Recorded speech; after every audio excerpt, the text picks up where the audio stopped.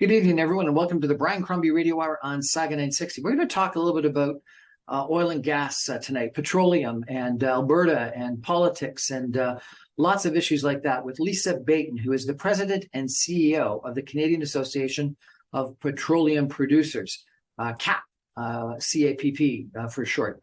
She took on this new role this past this past May, with the goal of working with CAP members to ensure that the oil and gas and natural gas sector is able to continue providing Canadians and the world with secure and responsibly produced energy while progressively working towards achieving Canada's climate change commitments.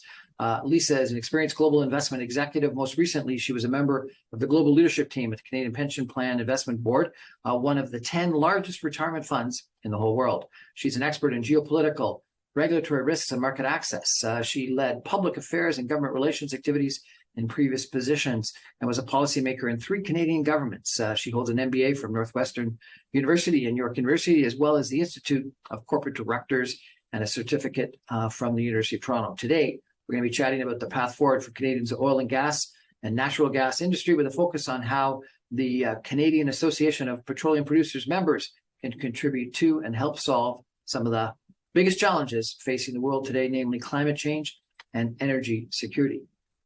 Good evening, Lisa. Welcome to the show. How are you doing? I'm good. Hi, Brian. Thank you for that introduction. So you recently moved to Calgary. I did move to Calgary.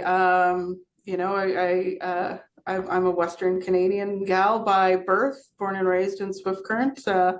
I've spent the last 30 some years out east, 26 of which were in Ontario. But yeah, 5 months ago, I guess came full circle and came out west to be closer to family.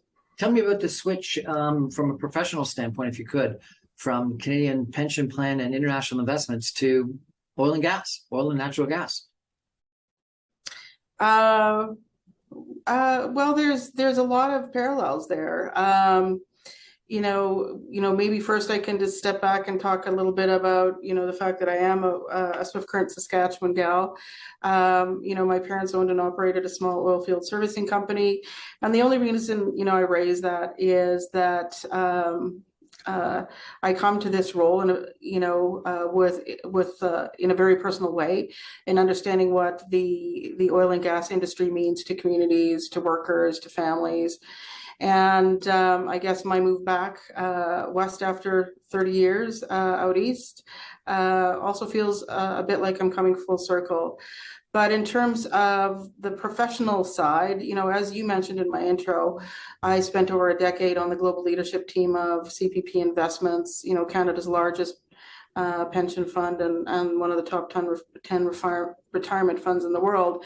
And, I cite that simply because, they leaned into the energy transition well over a decade ago, while still very much supporting Canadian oil and gas, both as a prosperity for 20 million Canadians who contribute to the CPP, but also as a critical piece of the transition to a balanced energy mix. So I very much bring that kind of experience and CPPIB lens to this role. And, I guess finally I would say, maybe not obvious from looking at my background, I've always chosen roles with somehow contributes to the greater good. And, I am a proud Canadian. I am invested in the success of our oil and natural gas industry, particularly now when the world is really grappling with the unprecedented triple threat crisis related to energy security, affordability, and climate change.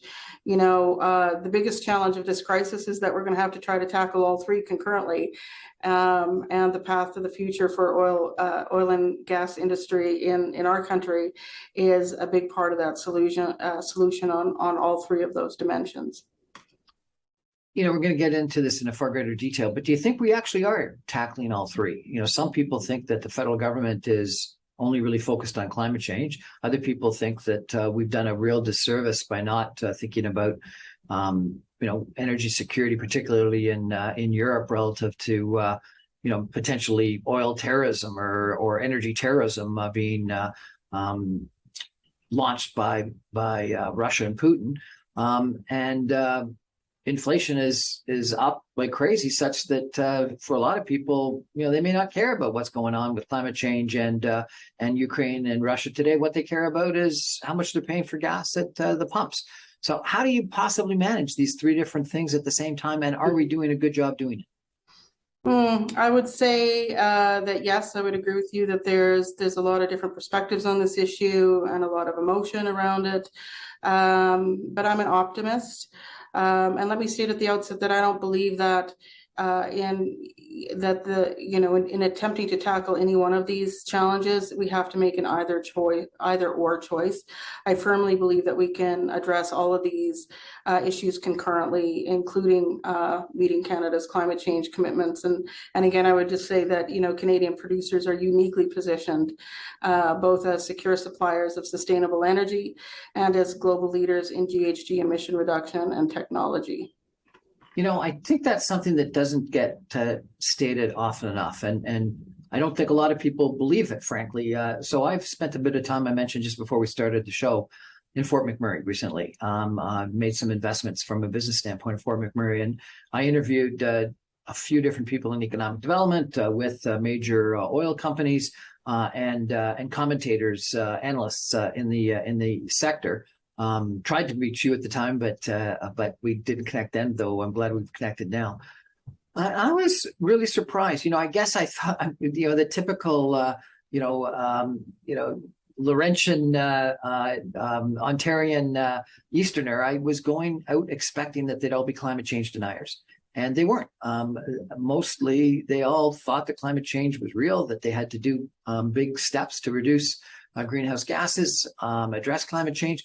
And the typical oil executive was telling me that they were investing a significant amount of money in either carbon capture or potentially investigating hydrogen or other things. They still thought that the oil and natural gas production and exports would be the same, if not higher, but that they would have to address things like carbon capture or other things. Is that your sense, that people in Alberta in the oil and gas business really do understand climate change, accept that climate change is real, and are addressing the issues? Or are they sort of this caricature of what some Easterners might believe, which is they're right-wing climate change deniers? Yeah, I think there's a lot of misperceptions of our industry, and I can say that with validity, both from being raised in Western Canada, but also spending the majority of my adult life, over 30 years, in Ontario and Quebec. And that's part of what I hope to bring in my new role, is do a better job of telling the story of what our industry is doing. As I said, Canadian producers are uniquely positioned, both as secure suppliers of sustainable energy, but also as they are global leaders in GHG emissions reduction, innovation, and technology, and that's not widely known. We have one of the most ESG friendly barrels of oil in the world, and we continue to reduce GHG emissions from production. And to your question, yeah, we really believe that we can have both increased production and lower GHG emissions over the long term.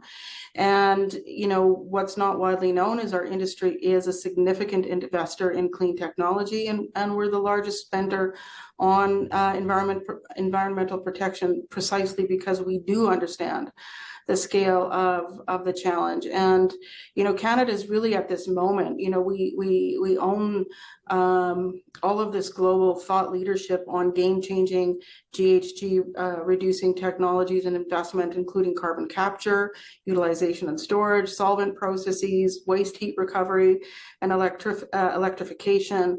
And that's going to enable our producers to continue reducing emissions in their productions. And just Brian, it's really important to note that all credible forecasts show oil and gas remaining an extraordinary part of the global energy mix for many decades to come. And there's a definitive consensus, certainly among my members, that producing lower emission oil and gas will give Canada's industry a competitive advantage in global markets. But it will also enable the industry to be a really critical part of the solution to lower global emissions from energy.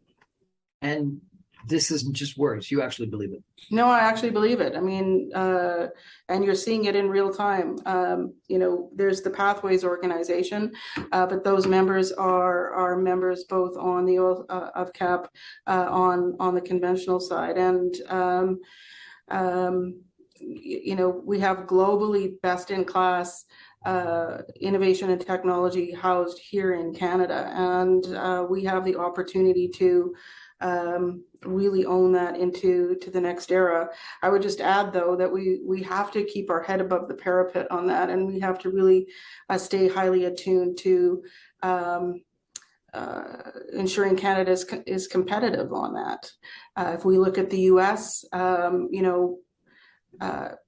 I'm putting my old investor hat on. 10 years ago, Canada had the opportunity to seize the liquefied natural gas, or the LNG opportunity, and a lot of that capital that should have come to Canada to support that evaporated and went elsewhere. Because as you well know, Brian, capital is mobile, and it'll go where there is the most investor certainty and regulatory certainty. And cast your eyes down south in the US. 7 years ago, the US was really nowhere on LNG, and they just decided to own it. And they went from almost nothing in LNG to, in 7 years, being the world leader on LNG exports. And we're in the same moment of time now on carbon capture, or CCUS, where we can own that. Or if you look at what happened in the US last month, Biden unfurled I call it a buffet full of carrots, an all-you-can-eat buffet full of carrots, and they're really looking to own CCUS, global thought leadership, and all of the economic benefits that come along with it. So we, as a country, really have to be attuned to that, and remain competitive with that, because those kind of projects, they're big money projects, they're long dated assets, and the capital is going to go where it's there's the greatest amount of certainty.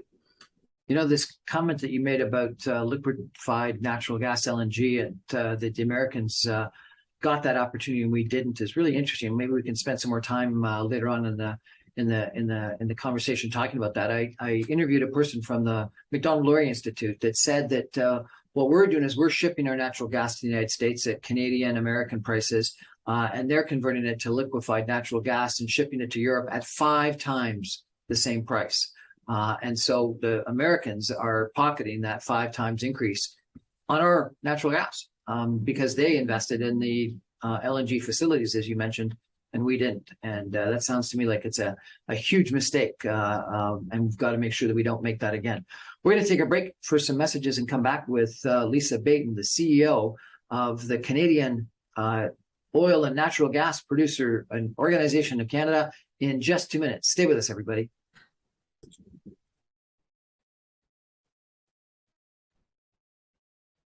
Welcome back, everyone, to the Brian Crombie Radio Hour on Saga 960. My guest tonight is Lisa Baiton. She is the president and CEO of the Canadian Association of Petroleum Producers, CAPP, CAP for short. And she's taken on this role just recently, but she's had a long 30-year career in public policy, most recently with the Canadian Pension Plan.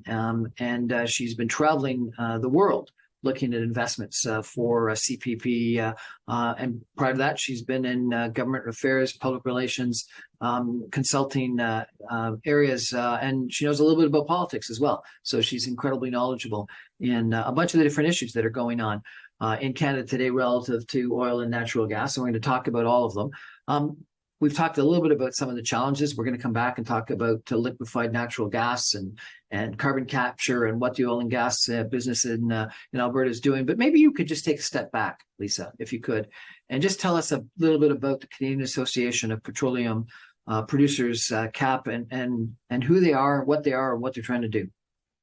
Sure. Cap, we define ourselves as the trusted voice of the Canadian upstream oil and natural gas industry, and we work to ensure that Canada is the preferred source of safe, secure, reliable, and affordable and responsibly produced energy to meet the growing needs of Canada and the world. My organization represents producers who are responsible for developing about 80% of all of the production in Canada. And maybe some fun facts for you, Brian, that I'd like to share with your listeners. Canada is the fourth largest oil producing country in the world. We have oil reserves larger than Russia, and we are the world's sixth largest natural gas producer. And the upstream industry is one of the biggest private investors in Canada's economy, with close to 295 billion in capital spending in just under a decade.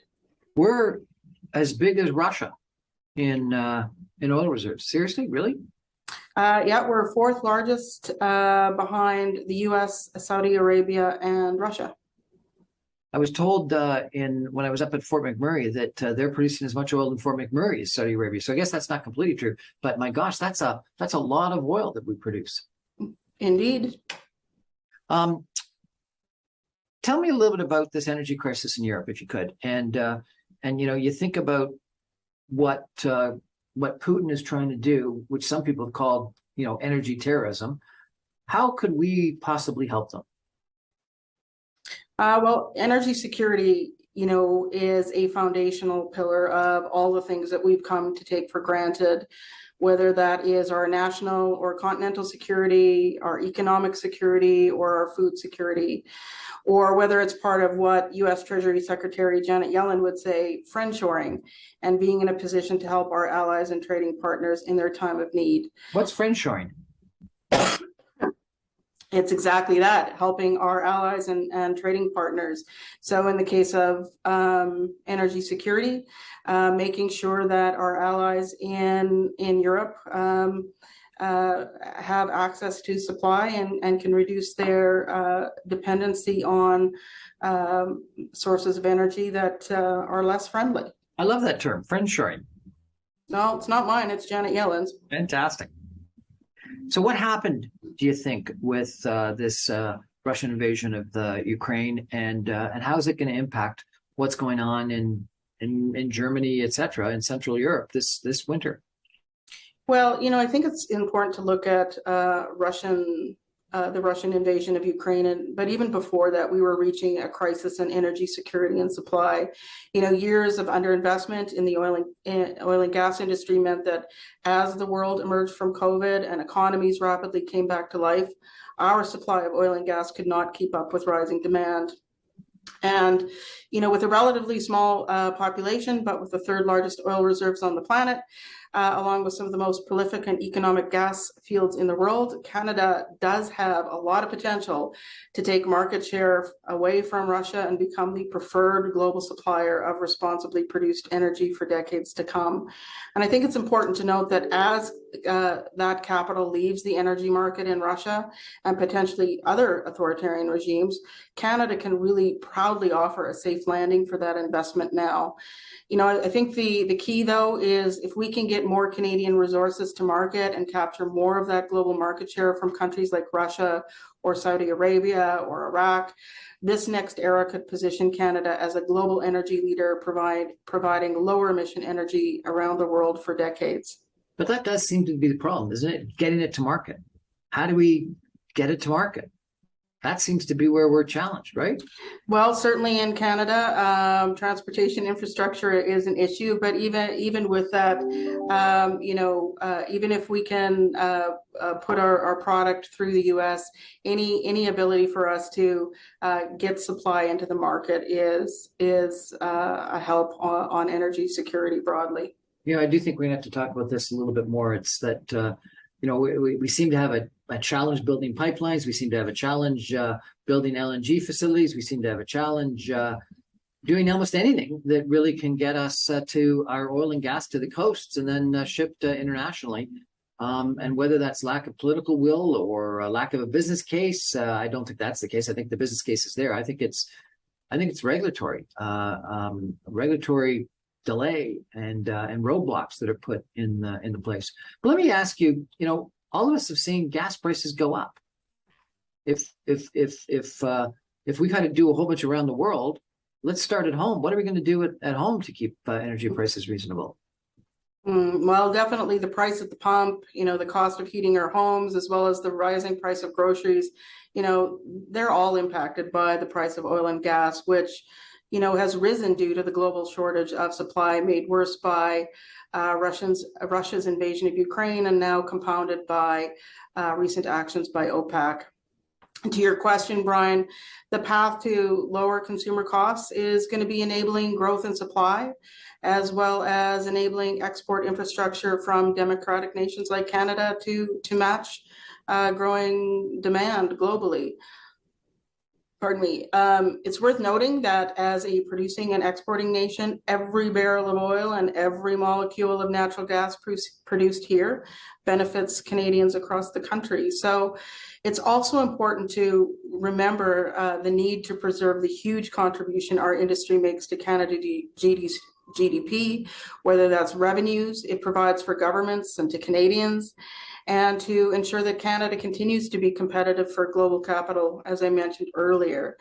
I would also like to note that with growing production comes increasing revenues for governments.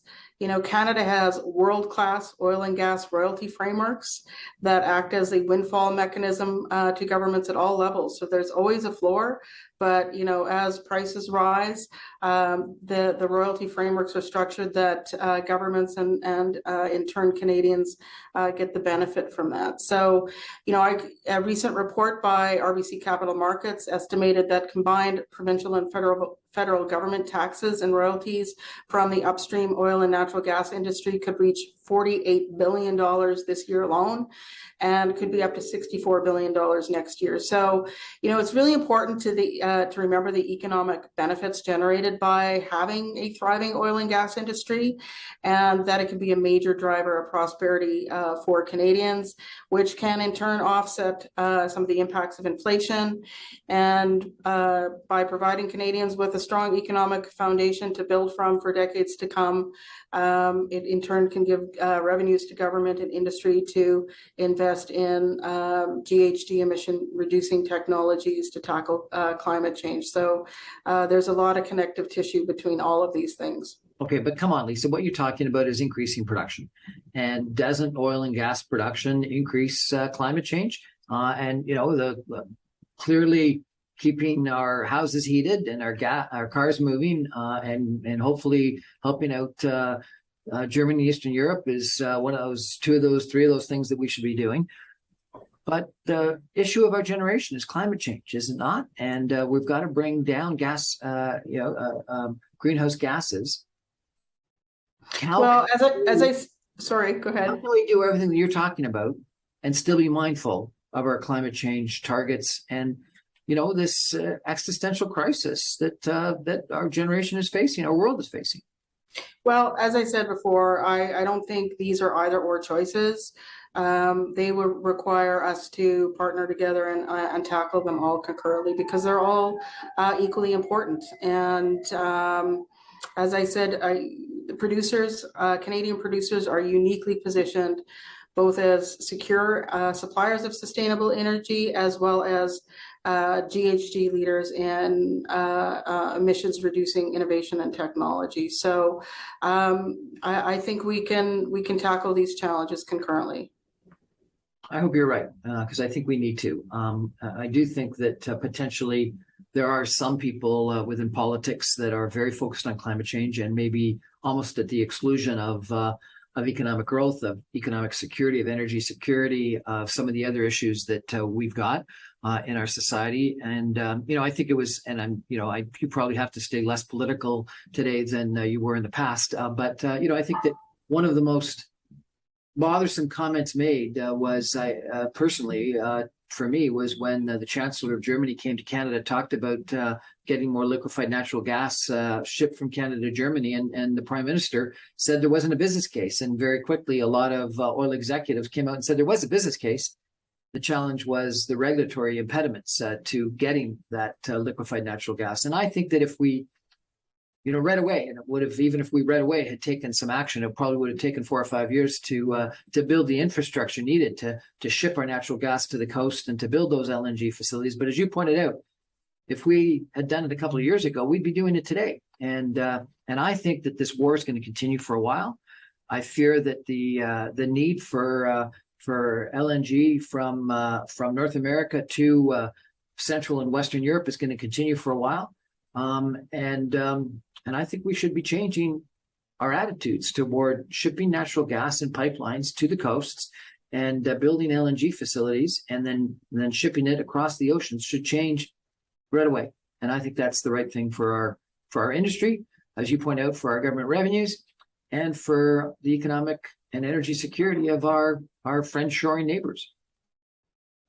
Well, I think the case study you touch on, the LNG case study is a good one in terms of, really parsing through, the interconnectivity of all of those three challenges: energy security, and by that, that becomes a buzzword and people forget what that means. It means that we're not, we actually have the energy to ensure that we have national security, we have economic security, and we have food security, and we have the ability to live our lives in the manner that we are used to, and that we're not under threat from authoritarian regimes. If I can, you mentioned the business case discussion on LNG. Maybe I'll just say, until recently, we had an oversupplied North American market, which suppressed natural gas prices domestically. And, natural gas has many applications: heating, cooking, hot water, electricity generation, industrial uses, as a feedstock for petrochemicals. But it was difficult and costly to ship overseas to markets where demand is high. But we have this vast and affordable supply. Unlocked, it could unlock a new opportunity for North American natural gas producers. We can liquefy it, we can export it to the world. And as I chatted about at the beginning of our discussion, the United States jumped on the liquefied natural gas, or LNG, opportunity starting in 2014, and in 7 short years became the world leading exporter of LNG, literally from near zero 7 years ago to world hero, who's been able to rapidly increase LNG shipments to our allies in a time of energy crisis. So for me, that's a really great business case. I think it is a business case, and I'm told that frankly, a lot of the LNG that doesn't come from Canada that the Americans are shipping is actually from shale coal areas, and so therefore the natural gas that's produced in the United States is a lot dirtier, a lot less climate change friendly than natural gas from Canada. And so, one of the things that too often we don't think about, I worry, in politics and in environmental areas, is that people are going to use energy, and if they're not using Canadian energy, if they're not using natural gas that we produce, they're going to be using something else. And you see that in Germany today, where they're reopening coal plants. And so, we got to think that energy consumption is going to continue. And if we don't do things to solve problems with better, lower climate change impacting energy solutions, people are going to get their energy from something else. And it might be coal, it might be shale coal, it might be natural gas from far worse environments, it might be oil and gas from authoritarian regimes in Venezuela and Saudi Arabia. And we've got to think that through, because it's not a we can stop oil and gas from Canada and people aren't going to get it from elsewhere. It's that they're going to get it from elsewhere, and maybe from places that are a lot worse from a climate change standpoint, or a political stability standpoint, or an economic stability standpoint, or an energy sustainability standpoint than it is. Anyway, we're going to take a break for some messages and come back in just 2 minutes with Lisa Baiton. Stay with us, everybody.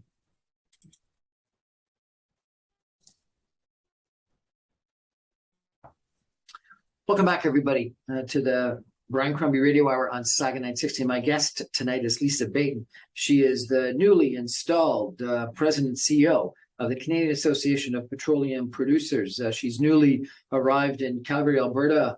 She was a Westerner. She's a Westerner again. I guess proud Albertan now. Is that the case? Are you gonna like stand up and cheer for the Calgary Flames now? Well, I can say that I bought a cowboy hat and cowboy boots, and I've done the Calgary Stampede this past summer. So The Stampede is a lot of fun, isn't it? it is definitely a lot of fun. And does your organization put on one of the big parties? We do not, but it's you don't have to walk more than a foot or two to find one. So it's Looking forward to you inviting me to one of the big parties at the Stampede next year. That's too bad. Um, Lisa, a lot of us remember that, like, when was it, a year or two ago, we had oil prices that were negative. How did we all of a sudden go from oil prices negative to this energy shortage situation that we're in today? well, a variety of decisions really created the worldwide energy crisis. I would point to years of underinvestment in oil and natural gas production in Western industrialized nations as being a key one. But another is, as you said in your remarks before the break, countries being not thinking through where they're getting their energy from and leaning on authoritarian regimes like Russia to be their leading energy providers. And we saw that certainly in Europe, where the European continent and UK really were getting sole sourcing their energy from Russia. And, that was a dangerous dependency to have that kind of give that kind of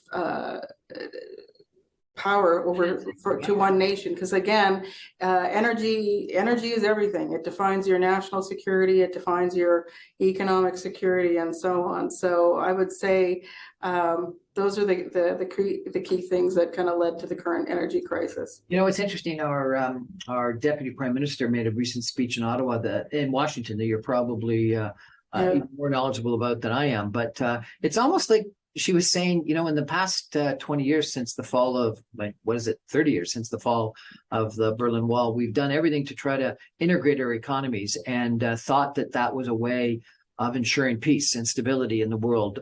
But today we got to realize that some of these people really aren't our friends and are authoritarian regimes, and we can't be too reliant on them. And we got to rethink that, whether that be energy from Russia or frankly, consumer goods supply chains from China.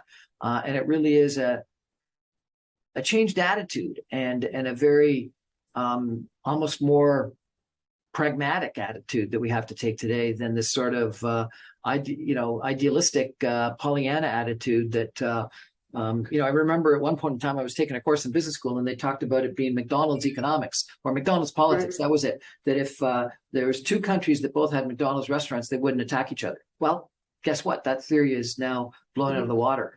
And having economic integration is no longer the potential solution. There's got to be, as you say, we got to be cognizant of where that oil and gas alternative is coming from. If it's coming from an authoritarian regime, from a far dirtier source, from someone who's going to try to use it to control us in the future through economic or energy tourism. Anyway, Lisa, what are we going to do to solve these energy shortages? Well, let me just first say on your last point, and we're probably dating ourselves from the time we were in university, but I would say certainly in the last 5 years, the rules of geopolitics have fundamentally changed. And we certainly have seen that in terms of the current energy security issues and related shortages. Again, you look at Russia's dominance in natural gas production. Now we're seeing countries scrambling to reshape the movement of the commodity around the world, and now it's a matter of finding supply. So countries are now looking to Canada to ramp up natural gas and LNG production for export. And you mentioned the German chancellor. He was just here a few weeks ago, and he explicitly stated they would love for Canada to partner with them on on LNG.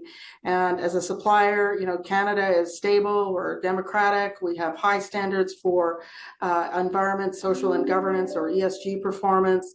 And our innovative and progressive natural gas production really aligns with those ESG standards, resulting among numerous other environmental advantages in some of the lowest carbon intensive production. And using Canadian natural gas to supplant coal in Asia has the potential to reduce Asia's emissions by about 62%. Yeah, it's astounding to me that the statistics I hear about how many coal plants, electricity generating coal plants China is currently building.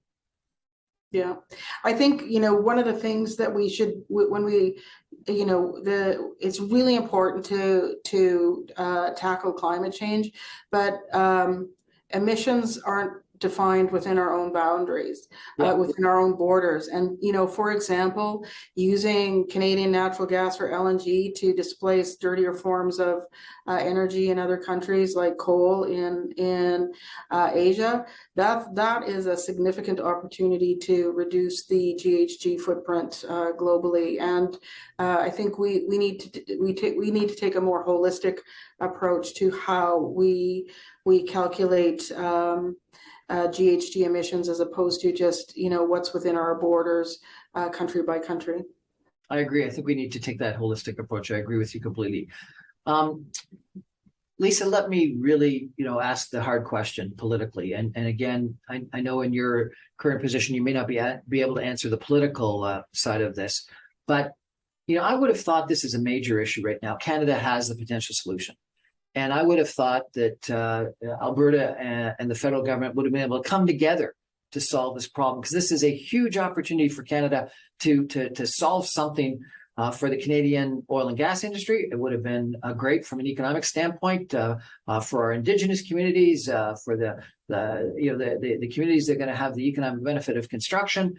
As you pointed out, tax revenue. And it would provide economic and energy security to our customers internationally. And yet, the new Premier of Alberta, Danielle Smith, and the Prime Minister of Canada, Justin Trudeau, seem to want to argue about partisan things rather than get together and come up with a new energy strategy that can get our natural gas liquefied into international markets. So my question is to you, can we actually step up and solve our problem? Or are we going to be just stuck in a political quagmire? Well, I would say, maybe first I'll say, I'm an optimist. So I would say. You keep saying that. Sorry? You keep saying that. I know I am, maybe, but I don't think I'm an optimist. So yes, I think we can step up to the challenge. The global energy crisis requires a global perspective, and so it's going to require all parties, whether it's federal, provincial governments, or governments from other nations, or the investor community, or the industry, or the general public, to really kind of take a broader view of the interconnectivity of some of the issues that we've been chatting about. But yes, I think we can step up to the challenge. And again, Canada is in this really unique position. We have secure, economic, prolific, environmentally responsible energy. On CCUS, we are well positioned to seize the mantle on that one globally if we remain competitive on that. But we do need to take a holistic view of issues, and we do need to work collaboratively and constructively to do that. And certainly that's part of my remit as CEO, is to try to come to the table as a constructive and collaborative and solution-oriented partner. And I would just hope that all parties involved in these chewy decisions do the same. Lisa Baiton, our guest tonight, who is the President and Chief Executive Officer of the Canadian Association of Petroleum Producers. Thank you so much for joining us and sharing with us what the Canadian Association of Petroleum Producers is all about, how important our oil and natural gas business industry is to Canada. to our economic security, our energy security, our national security, to our economics, both from a governmental standpoint as well as from an industry standpoint.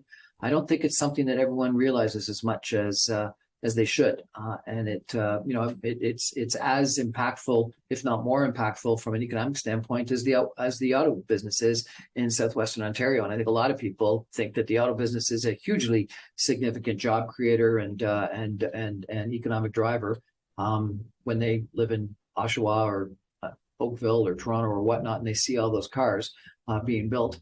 The oil and gas business is as, if not bigger, and has just as much, if not more, of an impact from an economic standpoint, and has a significantly, as you pointed out, greater impact on government revenues because of the taxation.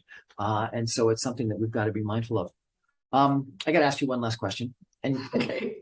given your position, you're allowed to say no comment if you want to, but I've got to ask you, since you're in Alberta, is Alberta going to separate, or are we going to have an NDP government in Alberta? I would say that I'm a proud Canadian, and just like any family, there's squabbles from time to time, but the family always sticks together, and that's my answer. I'm an optimist, and I like your answer. Okay. Thank you so much for joining us. I really appreciate it. Have a happy day. Thank you. Thanks for having me. We're going to take a final break and come back with my final comments in just 2 minutes. Stay with us, everybody.